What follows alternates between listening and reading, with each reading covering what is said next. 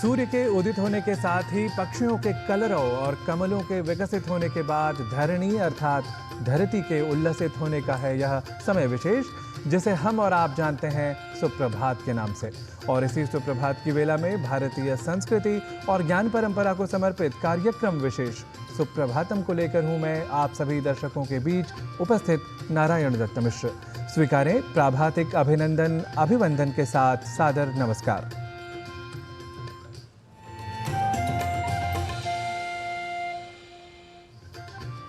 जी हां, हो चुका है सूर्योदय और सुप्रभात अर्थात सूर्योदय के साथ ही पृथ्वी पर हो जाता है ऊर्जा का संचार।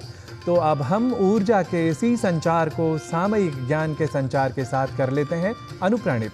इसके लिए हम प्रस्तुत करते हैं भारतीय काल गणना की विशेषता को समक्ष रखता हमारा पहला प्रभाग, आज का पंचांग। तो आइए जान लेते हैं आज की तिथि, वार और नक्षत्र को आज के पंचांग के माध्यम से। आज का पंचांग युगाब्द 5126, विक्रम संवत 2081, शक संवत 1946, उत्तरायण, फाल्गुन मास, शुक्ल पक्ष, चतुर्दशी तिथि, बृहस्पतिवार, पूर्वा फाल्गुनी नक्षत्र। आज का दिन सभी के लिए मंगलमय हो।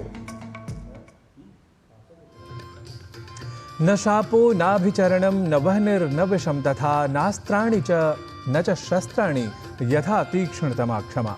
अर्थात शाप, अभिचार, अग्नि, विष, अस्त्र और शस्त्र भी उतने तीक्ष्ण या प्रभावशाली नहीं होते जितनी क्षमा प्रभावशालिनी होती है।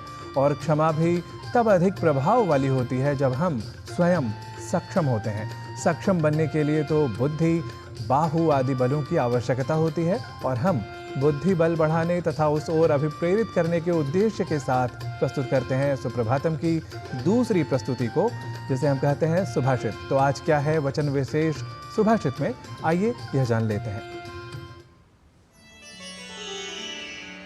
यः समुत्पतितं कोपं क्षमयैव निरस्यति यथोरगस्त्वचं जीर्णां स वै पुरुष उच्यते।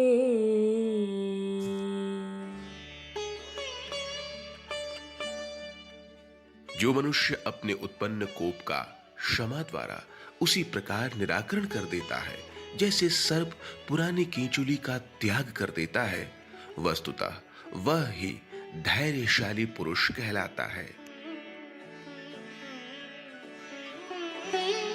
Those are truly patient who can remove their anger with forgiveness, just as snakes shed their old skin for new.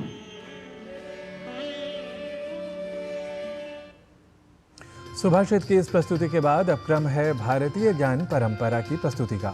भारतीय ज्ञान परंपरा एक संपूर्ण जीवन कला है जिसका विशाल इतिहास रहा है। भारतीय ज्ञान परंपरा के सनातन ग्रंथ वेद, ब्राह्मण, उपनिषद, दर्शन, पुराण आदि में लिखित ज्ञान के प्रचार प्रसार के लिए अनेक विभूतियों ने अपना जीवन समर्पित कर दिया और समाज की एकता का संदेश भी दिया।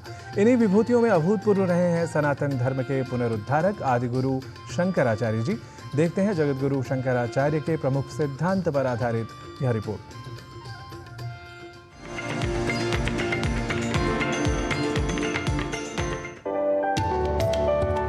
श्रुतिः स्मृतिः पुराणानामालयं करुणालयं नमामि भगवत्पादं शंकरं लोकशंकरम्।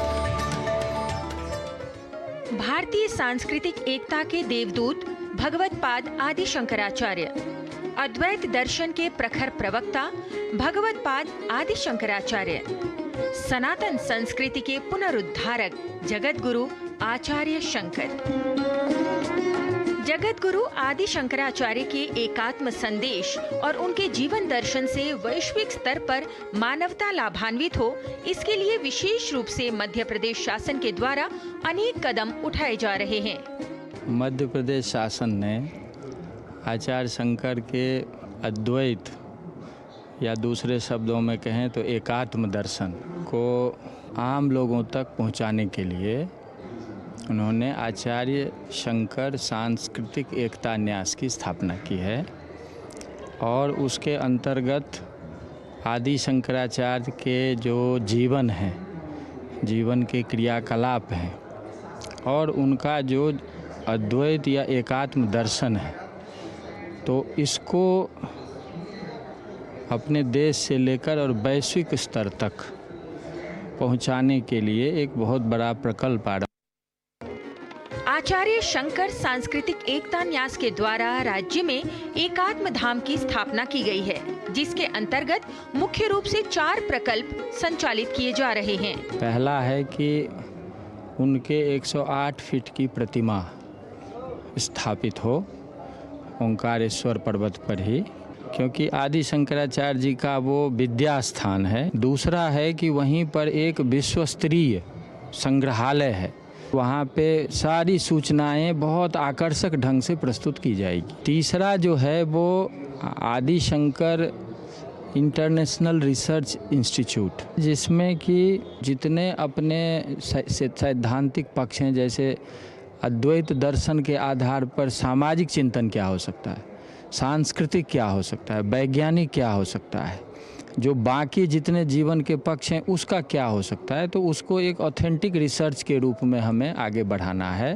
चौथा है कि आदि शंकराचार्य पर एक बहुत बड़ा फीचर फिल्म बन रहा है, जिससे कि उनका जो व्यक्तित्व और कर्तृत्व है वो पॉपुलर वे में आम लोगों तक पहुँचे और लोग उसके माध्यम से समझें। एकात्म धाम के अंतर्गत संचालित प्रकल्पों के प्रसार को लेकर ज्ञान कुंभ महाकुंभ में भी एकात्म धाम शिविर आयोजित किया गया। आचार्य शंकर सांस्कृतिक एकता न्यास संस्कृति विभाग मध्य प्रदेश शासन ने तीर्थराज प्रयाग त्रिवेणी के पावन तट पर माँ गंगा, यमुना और सरस्वती की दिव्य सन्निधि में, जहाँ भगवान आदिगुरु शंकराचार्य जब प्रयाग गए तो उन्होंने प्रयाग की स्तुति करते हुए कहा कि श्रीमद् प्रयागे जयति त्रिवेणी। उसी प्रयागराज की पावन भूमि पर आचार्य शंकर न्यास ने ये प्रयास किया और ये प्रयत्न किया कि वहाँ पर आचार्य शंकर की जो यात्रा है, उनका जो जीवन दर्शन है, उसको लेकर विविध गतिविधियाँ वहाँ पर आयोजित हुई। एकात्म धाम शिविर में 2 दिनों तक उस तीर्थराज प्रयाग की पावन भूमि पर महाकुंभ में शास्त्रार्थ सभा का आयोजन हुआ और उसमें देश भर के विद्वानों ने सहभागिता की। इसके साथ ही वहाँ पर संत समागम का आयोजन हुआ। पहली बार एक ओंकार के नाम से, साउंड ऑफ वननेस के नाम से बहुत ही अच्छी सांगीतिक प्रस्तुतियाँ हुई, जिसके साथ ही गोविंद देव गिरि जी की जो 5 दिवसीय कथा हुई, शंकरो लोक शंकर, कैसे भगवान शंकराचार्य जी का जो जीवन है, जब हम उन्हें एक आदर्श के रूप में देखते हैं तो बालक शंकर से लेकर दिग्विजय यात्रा तक के प्रसंग हमने पूज्य गोविंद देव गिरि जी के श्री मुख से सुने। कभी पालकी यात्रा हम लोग जैसे शंकर करते हुए जाए, वैदिक अनुष्ठान जो हमारे वाटुक थे उनके माध्यम से, आचार्यों के माध्यम से प्रतिदिन वैदिक अनुष्ठान, रुद्राभिषेक की गतिविधियां संपन्न हुई। एकात्म धाम शिविर में श्रृंगेरी पीठाधीश्वर और संतों की उपस्थिति में एक और ऐतिहासिक निर्णय लिया गया। स्वस्व राष्ट्र प्रतिष्ठित्यै संचार सुविधीयताम, ये इस पीठ में विराजमान आचार्यों के लिए शंकराचार्य जी से ही किया गया उपदेश है। राज्य में धर्म मार्ग, वैदिक परंपरा को प्रतिष्ठापित करने के लिए, लोगों की भलाई के लिए, ज्ञान मार्ग का उपदेश के लिए सदैव संचार करना चाहिए। ये एक फिर से शंकर दिग्विजय यात्रा होगी और एक शंकराचार्य जी के जो प्रादुर्भाव दिवस है, अवतरण जो दिवस है, एक दिवस को विशेष रूप से एकात्मता दिवस ऐसा निर्णय करने का एक संकल्प भी विशेष रूप से किया गया है। और एक बात यह है कि 10 साल तक 2025 से लेकर 2035 तक ये अद्वैत सिद्धांत का प्रचार कार्य होता रहेगा। इसीलिए ये जो 10 साल एकात्मता दशक, ये 3 प्रस्ताव सभी प्रकार से अवश्य ही सफल होंगे, इसमें कोई संदेह नहीं है। सनातन संस्कृति के संरक्षक आदि गुरु शंकराचार्य जी के एकात्म रूप अद्वैत विचार से निश्चित रूप से विश्व में शांति और एकता स्थापित की जा सकती है। इस बात को ध्यान में रखते हुए आचार्य शंकर सांस्कृतिक एकता न्यास द्वारा निरंतर संचालित विविध प्रकल्प भारत ही नहीं, देश ही नहीं, बल्कि संपूर्ण विश्व में शंकर क्रांति ला रहे हैं, इसमें कोई संदेह नहीं है। लता वशिष्ठ, डीडी न्यूज।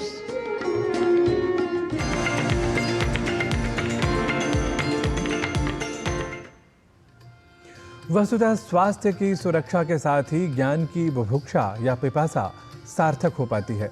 अतः ज्ञान परंपरा से जुड़ी प्रस्तुति के बाद हम लेकर आते हैं स्वास्थ्य संरक्षा को समर्पित स्वास्थ्य मंत्र नामक हमारा प्रभाग, जहां हमारी सहयोगिनी किरण भारद्वाज बता रही हैं आज की गुर्दा रोग या किडनी डिजीज एक गंभीर अवस्था है जिसका इलाज यदि समय रहते न किया जाए तो व्यक्ति के जीवन के लिए खतरा हो सकता है। क्योंकि आज विश्व गुर्दा दिवस भी है, तो आइए समझते हैं कि गुर्दे की बीमारी के खतरे को कम कैसे किया जा सकता है और गुर्दों को स्वस्थ कैसे रखा जा सकता है।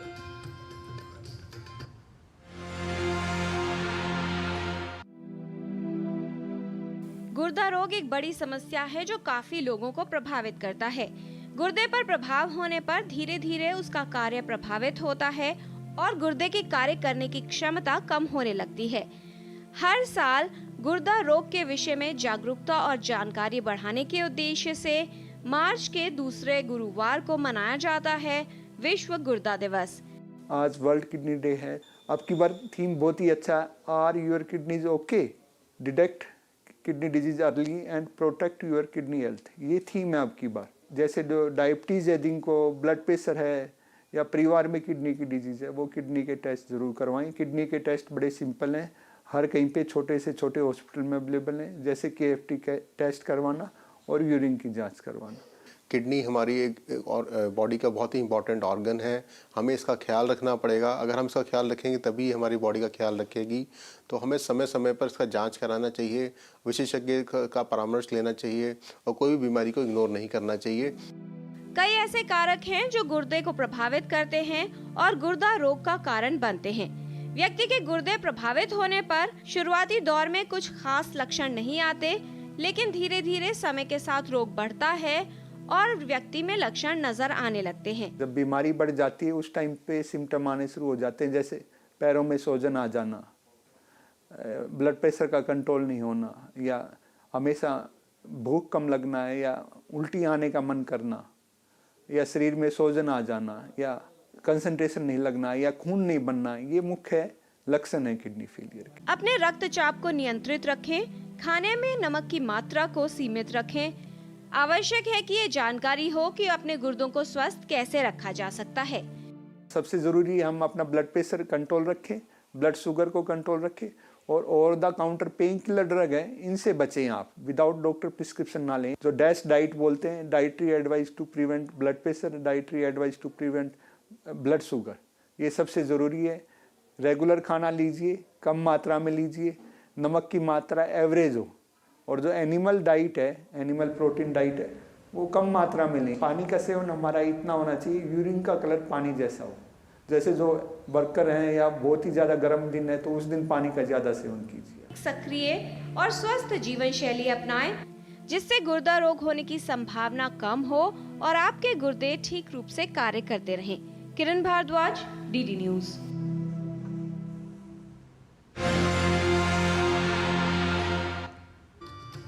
और सुप्रभातम में अभी समय हो गया है एक अल्प विराम लेने का। आप देखते रहिए DD न्यूज, हम जल्दी ही लौटते हैं।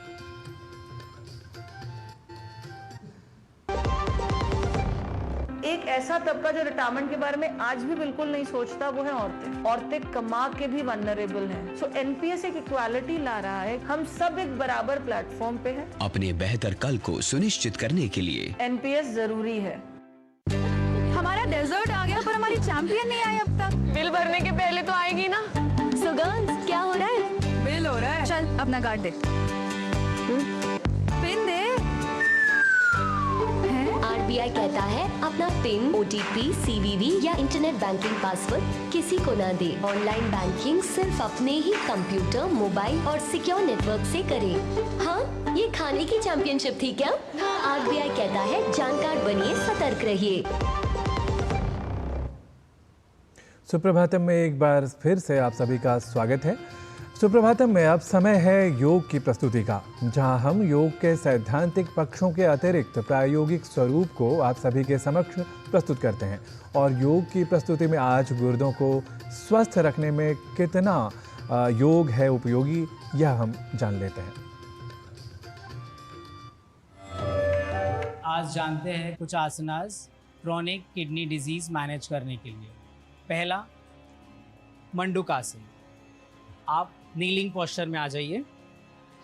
फिर यहाँ से आपका नीस एक साथ में, टोज टच करना है आपको और आपके हील्स को दूर करके उसके बीच में बैठ जाना है वज्रासन में बैठ। फिर यहाँ से आपके हाथों की मुट्ठी बनानी है और एक साथ कुछ इस तरह से रखना है आपके नाभि के पास। ओके, फिर सांस लेते हुए जोर से सांस लेंगे, फिर सांस छोड़ते हुए एक्सहेल करते हुए आगे फोल्ड फॉरवर्ड करेंगे।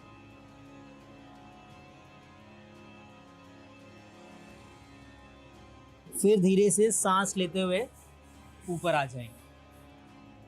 फिर इसी तरह 2-3 बार दोहराएंगे। अब देखते हैं दूसरा आसन, नौकासन। सीधे बैठेंगे दंडासन में और आपकी बैक सीधी रखते हुए इनहेल करते हुए दोनों पैर को ऊपर उठा लेंगे, नीज सीधा रख के, बैक स्ट्रेट, आपकी चेस्ट ओपन होगी एंड दोनों हाथ सीधा।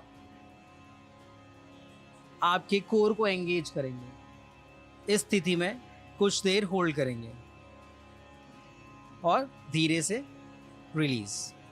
अगर ये मुश्किल है तो नीज बेंड करके भी कर सकते हैं। अगेन धीरे से पैर ऊपर लेंगे, बैक स्ट्रेट रखते हुए यहाँ नीज बेंड कर लेंगे। यहाँ भी आपके कोर को एंगेज रखना है और हाथों को इस तरह से सीधा। इस स्थिति में कुछ देर होल्ड करेंगे एंड फिर रिलीज कर देंगे। आइए अब कुछ और टिप्स जानते हैं योग गुरु हंसा माँ से। नमस्कार। किडनी डिजीज़ में बहुत ध्यान देना पड़ेगा कि हम पानी सफिशिएंट पिए, जिससे यूरिक एसिड धुल के बाहर जाए, शरीर में ना जमा रहे। बहुत ज़रूरी है कि हम कोशिश करें कि चलते फिरते रहें, क्योंकि किडनीज में दबाव तब आता है जब आप लंबे समय बैठे रहते हो, वो भी आरामी स्थिति में बैठे रहते हो। सीधा बैठना और एक्टिव रहना बहुत ज़रूरी है। विटामिन सी हाई हो ऐसा फ्रूट्स और ऐसा खाना खाना ज़्यादा अच्छा रहेगा किडनी डिजीज़ के लिए। प्रोटीन बहुत लो होना चाहिए, हाई प्रोटीन डाइट अवॉइड करें। आजकल किडनी डिजीज़ का प्रॉब्लम बढ़ रहा है क्योंकि एक फैशन हो गई हर चीज़ में प्रोटीन लेना। नॉन वेजिटेरियन तो बिल्कुल नहीं हो, मीट, फिश, एग, क्योंकि वहाँ प्रोटीन हाई होता ही है। कोशिश करें कि वेजिटेरियन फूड में भी स्प्राउट्स, कुक्ड एंड ईटन बहुत अच्छा रहेगा। स्प्राउट, उगाई हुई चीज़ें। तो ये छोटी छोटी बातें हैं मगर ध्यान देना ज़रूरी है। गर्म पानी की थैली कमर पर रखना ज़रूरी है और एक्टिव रहें, सर्कुलेशन बढ़ाएं तो फ़ायदा हो जाएगा। नमस्कार।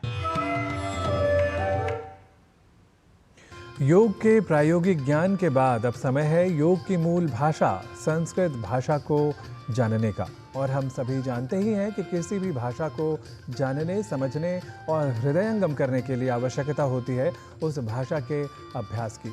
तो आज हमारे सहयोगी गवीश द्विवेदी के साथ संस्कृत भाषा के अभ्यास के लिए आइए चलते हैं संस्कृत पाठशाला की कक्षा में।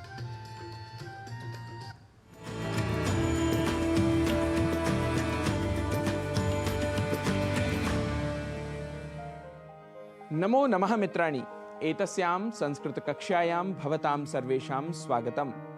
मम नाम गवीशः।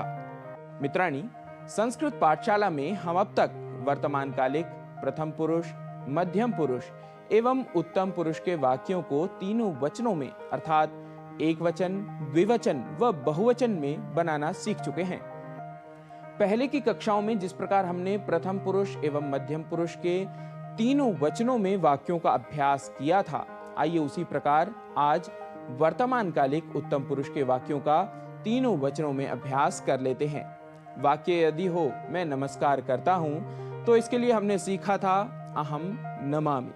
अहम नमामि अर्थात मैं नमस्कार करता हूं। इसी का द्विवचन रूप हमने सीखा था आवाम नमावह। आवाम नमावह अर्थात हम दोनों नमस्कार करते हैं। और बहुवचन में हमने सीखा था वयम नमामः। वयम नमामः अर्थात हम सब नमस्कार करते हैं। मित्रों, अब हमें इसी क्रम में उत्तम पुरुष वाक्यों के एक वचन, द्विवचन व बहुवचन रूप बनाने हैं। वाक्य यदि हो मैं बोलता हूं, तो एक वचन में कहेंगे अहम वदामि। अहम वदामि। इसी का द्विवचन रूप बनेगा आवाम वदावह। आवाम वदावः, और बहुवचन रूप होगा वयम वदामः, वयम वदामः। वाक्य यदि हो मैं देखता हूं, एक वचन में कहेंगे अहम पश्यामि, आवाम पश्यावः यह इसका द्विवचन रूप, और वयम पश्यामः यह इसका बहुवचन रूप बनेगा। वयम पश्यामः अर्थात हम सब देखते हैं। वाक्य यदि हो अहम पृच्छामि, मैं पूछता हूं, आवाम पृच्छावः हम दोनों पूछते हैं, वयम पृच्छामः हम सब पूछते हैं। वाक्य हो अहम गच्छामि, यह एक वचन में, इसी का द्विवचन रूप बनेगा आवाम गच्छावः हम दोनों जाते हैं, वयम गच्छामः हम सब जाते हैं।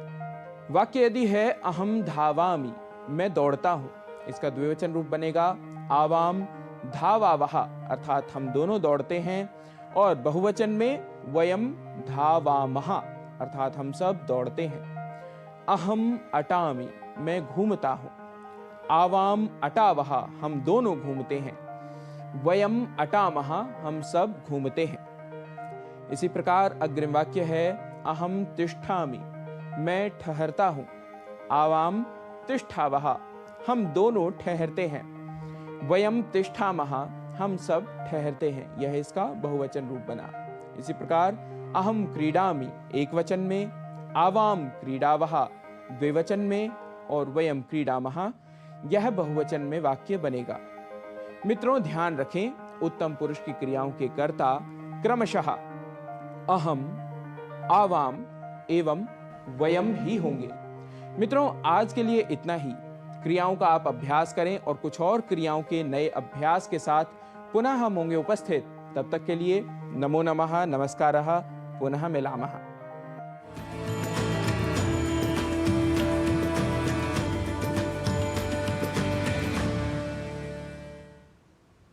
संस्कृत भाषा के कुछ वाक्यों को सीखने के बाद अब सुप्रभातम में क्रम है एक प्रेरक वृत्त की प्रस्तुति का।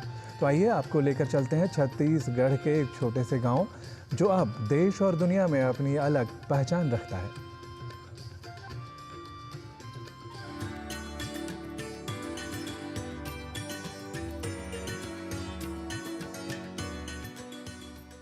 ये है छत्तीसगढ़ के बस्तर जिले का एक छोटा सा गांव घुड़मारास, जो अब देश और दुनिया में अपनी अलग पहचान रखता है।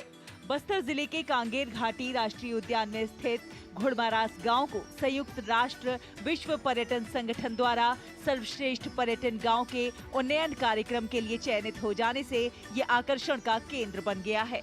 घुड़मारास गांव की सफलता का मुख्य श्रेय यहाँ के स्थानीय निवासियों को जाता है, जिन्होंने अपने पारंपरिक ज्ञान और संसाधनों को संरक्षित रखते हुए इसे आकर्षक पर्यटक स्थल में बदल दिया है। यहाँ के लोगों के अथक मेहनत और लगन के कारण ही ये स्थान अपने प्राकृतिक सौंदर्य, सांस्कृतिक विविधता और परंपराओं को खुद में समेटे हुए है। बस्तर के अद्भुत आदिवासी जीवन शैली, पारंपरिक व्यंजन, हरियाली और जैव विविधता से समृद्ध ये गांव पर्यटकों के लिए एक आकर्षण ही नहीं बल्कि रोमांचक स्थल है। प्रकृति की गोद में बसा घुड़मारास गांव घने जंगलों से घिरा हुआ है। गांव के बीच से बहती कांगेर नदी इसे मनमोहक बना देती है।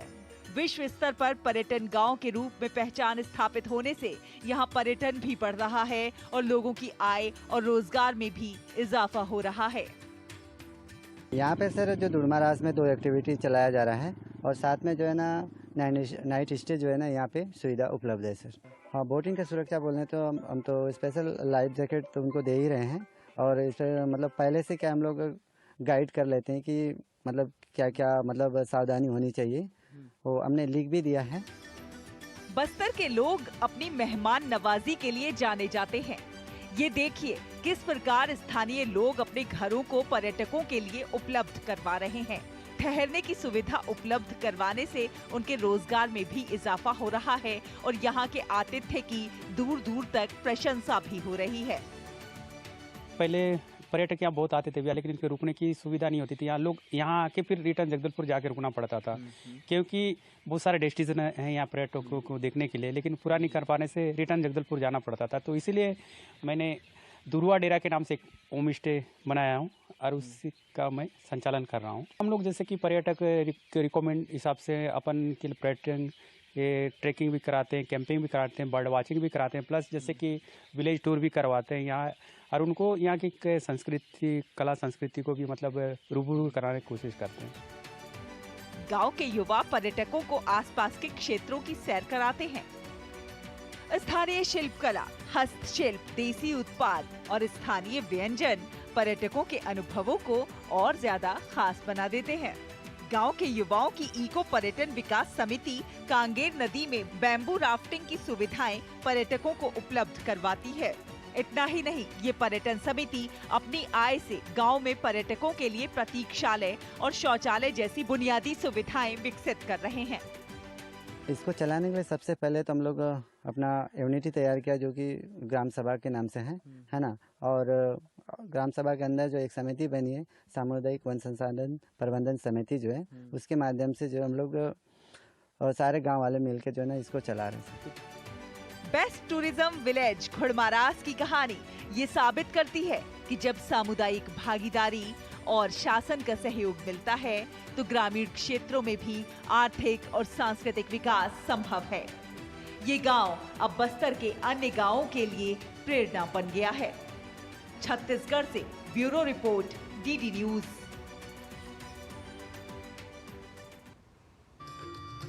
तो ये थी सुप्रभातम की अंतिम और विशिष्ट प्रस्तुति। सुप्रभातम के आज के अंक में इतना ही। अभी हमें दें अनुमति, सुप्रभातम के एक और नए अंक को लेकर लौटेंगे हम कल पुनः प्रभात की वेला में। तब तक के लिए हमें दीजिए अनुमति। नमो नमः।